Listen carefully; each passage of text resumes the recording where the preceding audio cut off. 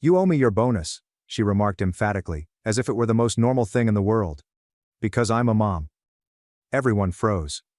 I genuinely thought I had misheard her. I looked at my mother, expecting her to interject and point out the insanity of what had just been said. But no. Instead she nodded, as if Aaliyah had just quoted scripture.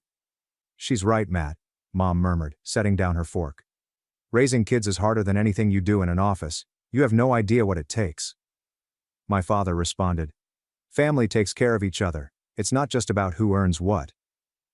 Aaliyah's children were shrieking over a tablet in the corner, completely unaware. And there I was, holding a plate of roast chicken, as my entire family sought to persuade me to give up the single most significant accomplishment of my career. I didn't say anything. Not yet.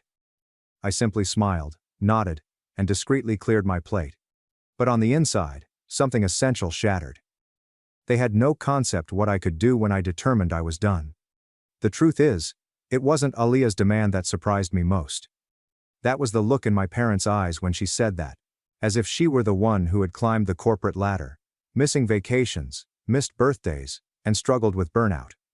They seemed to feel that simply being a mother gave her a moral claim to whatever I'd achieved. And for the first time, I recognized something unsettling. This was not spontaneous. Aaliyah was somehow aware of the bonus. And my parents didn't just go along with it. They had probably been discussing behind my back for days, if not weeks. I couldn't keep up with how quickly the dots connected.